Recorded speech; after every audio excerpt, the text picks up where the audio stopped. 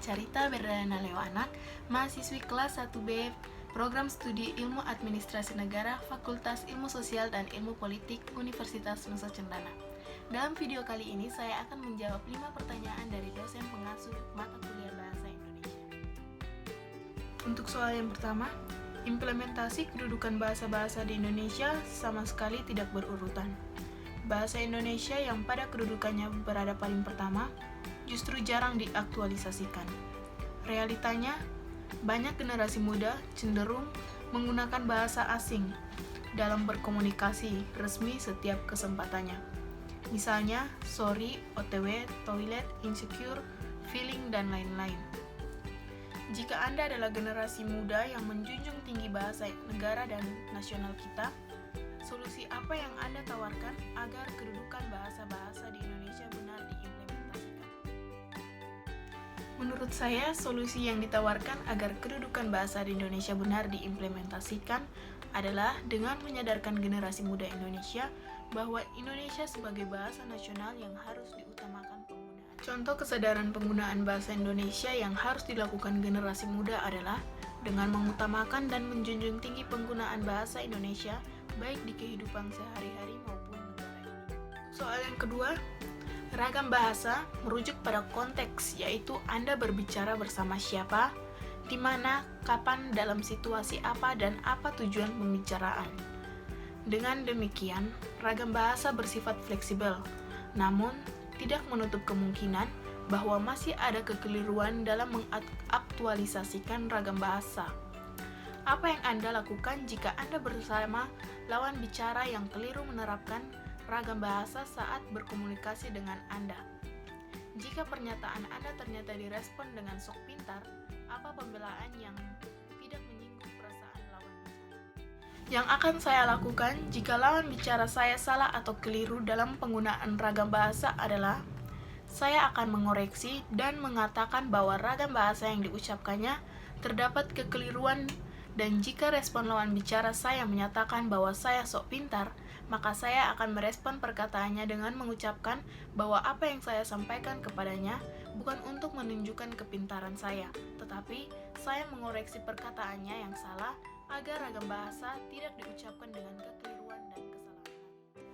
Untuk soal yang ketiga, kesalahan penulisan atau pengetikan dalam bahasa Indonesia tidak diterima sebagai bentuk kekeliruan tetapi keterlaluan.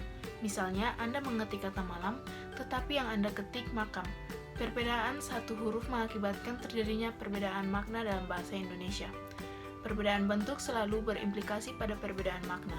Apa yang akan Anda jelaskan jika Anda diberikan sebuah teks bacaan yang sebagian kata-katanya tidak diketik atau ditulis secara benar?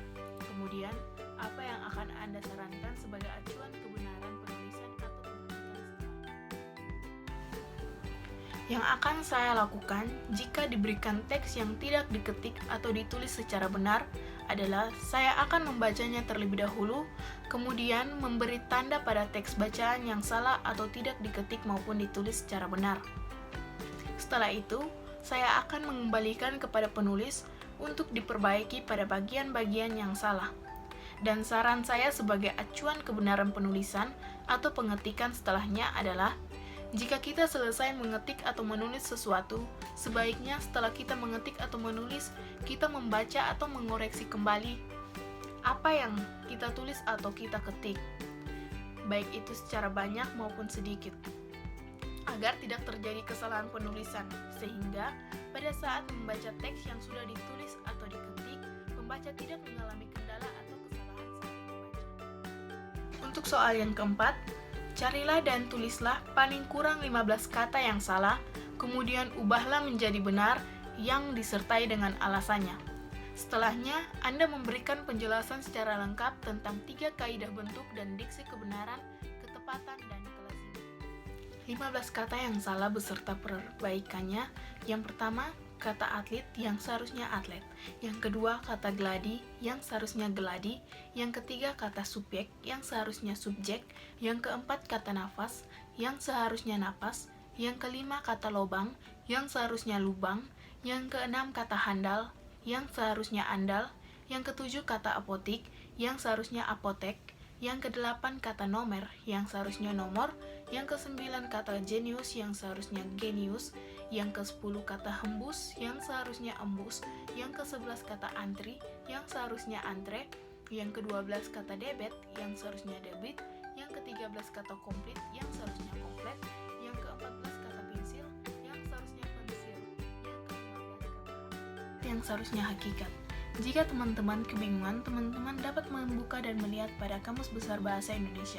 Berikutnya saya akan menjelaskan 3 kaidah bentuk dari diksi berupa kaidah kebenaran, kaidah ketepatan, dan kaidah kelaziman. Berikut penjelasannya. Yang pertama, kaidah kebenaran. Kaidah kebenaran, kata yang benar adalah kata yang mengikuti kaidah tata bahasa atau morfologi dan contohnya, Bapak Charles sudah mengetahui tentang hal itu. Dalam kalimat ini, terdapat kesalahan pada kata tentang. Kata mengetahui sudah tergolong dalam verba transitif, yang langsung dapat diikuti oleh objek kalimat tersebut. Objek dalam kalimat tersebut adalah berita. Itu sehingga kata tentang dalam kalimat itu tidak perlu lagi digunakan. Jika diperbaiki kalimat tersebut menjadi Bapak Charles sudah mengetahui berita itu. Yang kedua, kaidah ketetapan. Kaidah ketetapan ini biasanya dilihat pada penggunaan preposisi atau kata depan yang bergantung pada aspek verba yang digunakannya. Jika verba beraspek diam seperti kata tinggal atau tiba, gunakanlah posisi preposisi di. Jika verba beraspek bergerak ke suatu tempat, gunakanlah preposisi ke. Jika verba menyatakan asal kedatangan, gunakanlah preposisi dari.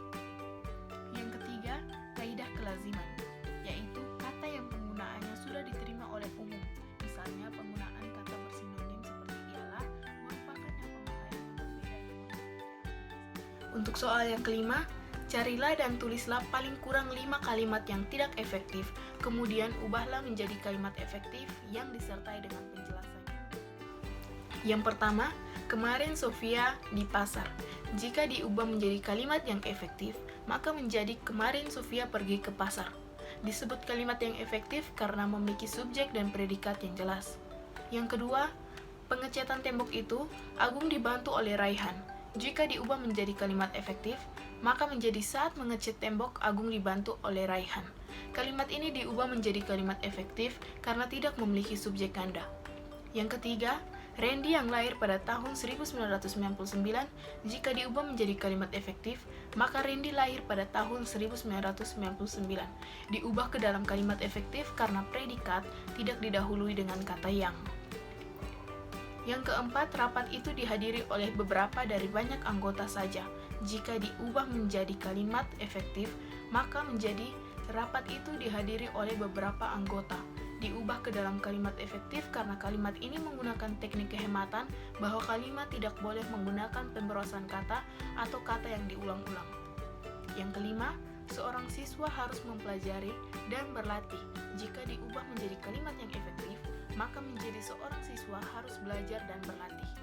Kalimat ini diubah menjadi kalimat yang efektif karena kalimat ini memiliki imbuhan pada predikat lebih dari satu, harus memiliki jenis imbuhan yang sesuai antara satu dengan yang lainnya. Sekian jawaban saya atas pertanyaan dari dosen pengasuh Bapak Emmanuel Nongyonson pada mata kuliah Bahasa Indonesia. Jika video ini bermanfaat bagi Anda, jangan lupa untuk sukai, komentar di bawah, dan juga berlangganan.